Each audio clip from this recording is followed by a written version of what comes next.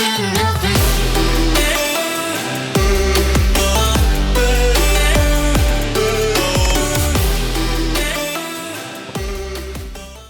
Jaguar I-Pace has been something of a game changer. Now, at nearly 2 years old, it's still as awe-inspiring as it ever has been. It was the first premium SUV all-electric to enter the market, and it's really set the benchmark for all other brands. In its first year, it won a multitude of awards, including World Car of the Year. But now, 2 years down the line, is it still as impressive as it's ever been? Let's take a look.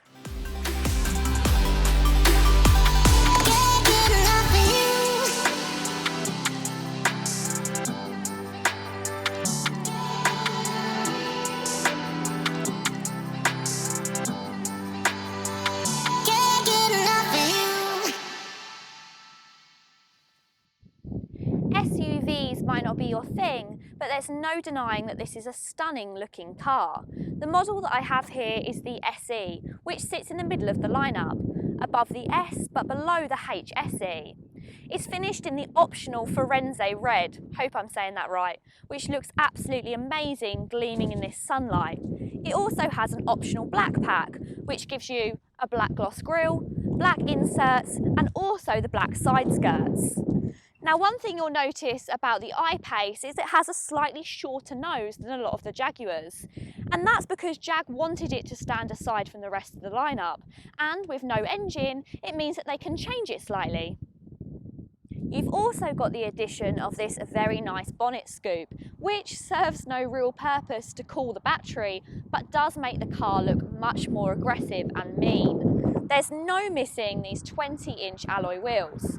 18s are standard on the S, 20s on the SE, and there is also an option to have a massive 22-inch. But I think for the shape and size of this vehicle, the 20s are perfect.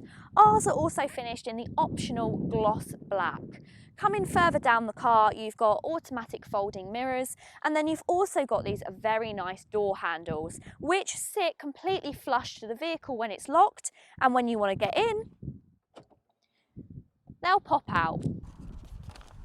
The I-Pace has 557 litres of boot space, which expands to 1,453 litres with the rear seats folded down.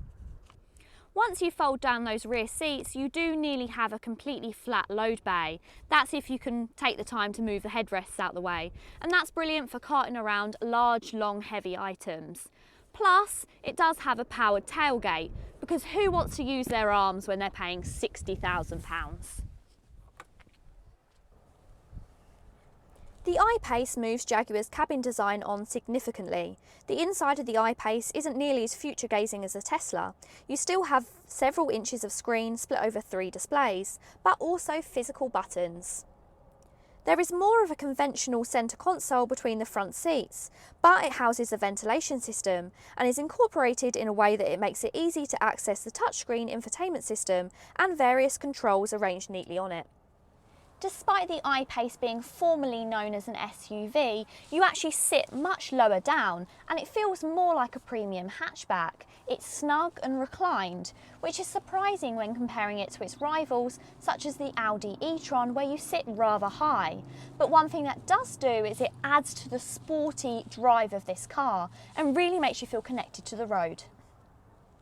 A 90 kilowatt lithium-ion battery sits between the front and rear wheels. Twin electric motors provide the power, with one at each axle to provide permanent all-wheel drive. A single-speed transmission means there's no need to change gear. Jaguar claims 400 horsepower with 695 Nm of torque, figures comparable to high-end performance saloons. As you can imagine, this car is incredibly quiet and road noise is very good as well. There is very slight noises of little electrical whirs, which is actually quite comforting. If you put it in dynamic mode and stick your foot down, you get a very nice electrical sound come out of the car, which I suppose is supposed to replace the exhaust noise. Now, nothing's going to replace an exhaust noise, I understand that, but it's actually quite satisfying. Now, if you don't like that, it can be turned up or down depending on your preference. Models like the Tesla S have always been shockingly fast in a straight line, but not particularly entertaining on country roads. The I-Pace is the answer to this problem, thanks to its strong levels of grip, pin-sharp body control and entertaining chassis. It might not be a challenge to the traditional rear-wheel drive sports car, but in comparison with its competition, it's extremely good. With the combination of the 2 electric motors and the 4-wheel drive, paired with the fact that this has a single clutch so there's no need to change gear, it leaves you with an acceleration which makes you feel a little bit like you're on a roller coaster. Jaguar claimed 298 miles, and though this is not impossible, it requires some fairly extreme measures, such as crawling along at no more than 45 miles per hour, and denying yourself of heating, aircon, stereo, heads-up display, lane assist, wipers and headlights. I-Pace owners claim that you're far more likely to get around 200 to 220 miles out of the car, and when you compare it to competitors, that's pretty much in line. The only problem with electric cars is you do have the worry of not really being able to do long journeys without a lot of preparation, so that will have to be something that you'll have to weigh up.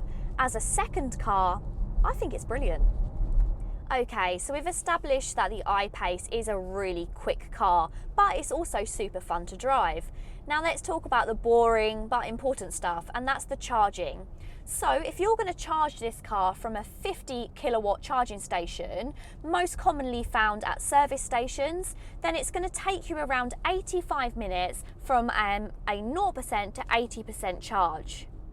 Most UK car owners will likely charge their cars overnight via a 7 kilowatt wall box, and that's going to take around 10 hours from a 0 to 80% charge. You can also do it from a free prong, but it is going to take you around 20 hours. Now you do have to also remember that most of the time you won't be charging from 0% to 80. You'll usually be charging from 50%, from 30%, and you don't always need the full range. So it's not quite as bad as it sounds. Currently, the UK is in the early stages of rolling out the 100 kilowatt superchargers, and they'll actually take the car from 0 to 80% in just 40 minutes. The battery on the Jag is covered by an 8-year warranty, and it requires a service every 2 years or 21,000 miles. The Jaguar I-Pace truly is a well-established, exceptional all-electric SUV, with tons of space, practicality, luxury, and on top of all of else, driving enjoyment. It's got enough range that means that you'll never be worrying about your next journey. Perhaps the only downside is that there's not enough super fast chargers in the UK.